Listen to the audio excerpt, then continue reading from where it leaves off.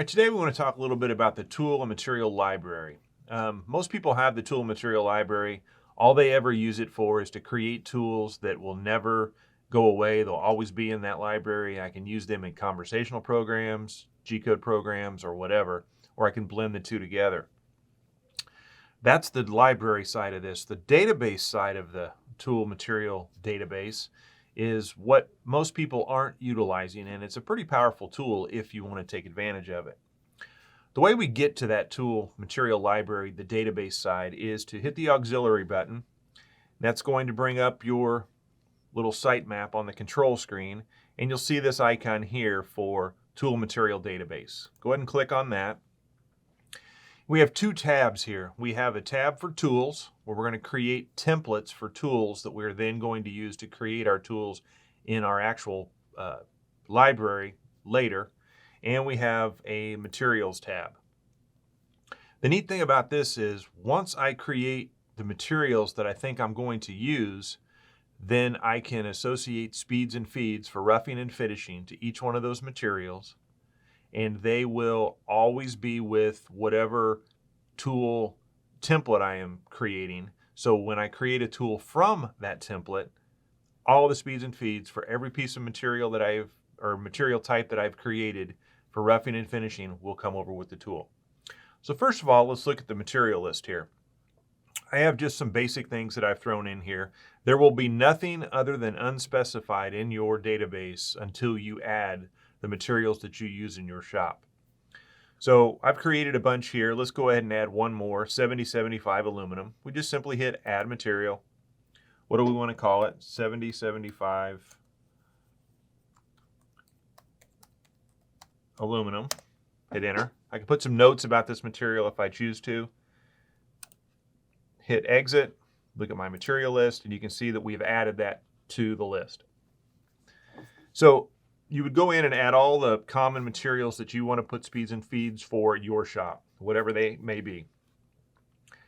Then under tools, we're going to create a list of templates. These are going to be the templates we use to create new tools or insert new tools into our library. And again, the beautiful thing about this is all of the speeds and feeds for the different materials will come in with that tool, and I don't have to set those every time.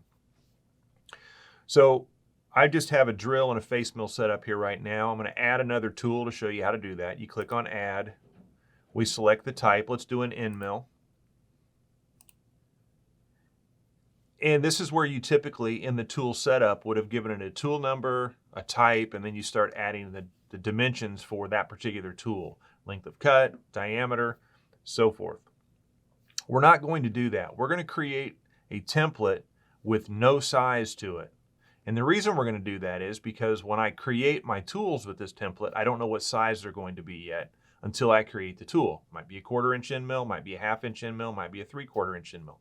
I don't know, but it won't matter because when I do create the tool, I'll at that time determine what size it is, and then all my speeds and feeds will follow. So if I look at this tool template for an end mill, under feeds and speeds, I have all of the materials that I had set up in my database. For example, if I wanted to go to 6061 aluminum, I highlight that, I hit roughing. Let's put some speeds in here, 800. Let's say a chip load of 3.5. We'll make a max depth of an 1/8 inch. Let's turn our coolant on to primary. Speed, feed, all of that obviously will calculate off of the surface footage once I have a diameter put in there. Let's do our, let's just do a plunge feed of 10 inches a minute. So then I could click on the finishing tab, put some different speeds in here for finishing. We'll do 1200 surface feet, 5000.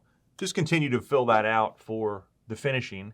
Now I have roughing and finishing independent speeds and feeds for this particular material tied to this template, this end mill template. And I would just continue to do that for all of the rest, 360 brass, stainless steel, 1018 cold roll, whatever you have in your library. So once I have all of the materials, speeds and feeds set up to these materials for this tool, well, I'd hit exit, go into the drill, and do the same thing. It sounds like a lot of work, but if you think about it, you're really going to have maybe half a dozen tool types that you use. So it won't take that long to really do this. So now we want to insert the tool into the library. I want to create a library of tools using these templates. Also very simple. Now I'm going to go to the manual tab. So we're going to hit the manual button on our control panel. We're going to go to tool management. I can't automatically create an auto tool. I have to create a manual tool first, just like I do if I'm creating new tools in my library manually. I'm going to go to the manual, and you'll see this button here for Insert Tool. Once I select the Insert Tool button, it's going to bring up a list of all of the templates that I've created. Let's say I want to create a face mill. I highlight face mill, create tool using template. It's now going to create some erroneous number. It's going to pick a blank number in your library and it's going to create it. In this case, it was tool 106. If I go to Advanced Tool Settings now, under Feeds and Speeds, let's select 6061 aluminum. You'll see that the roughing and finishing feeds for that particular tool came in. Under brass, we have some feeds and speeds there for finishing and roughing. So now I've created a tool that has all my speeds and feeds, and I don't have to worry about filling all that in manually every time I create a tool. The way we determine which program is using which material is done in the Program Manager. This is the last little piece that ties all of this together. So if I go to the Program Manager, I highlight a program, hit the Program Properties button, you'll see that currently this material is unspecified. That's the default.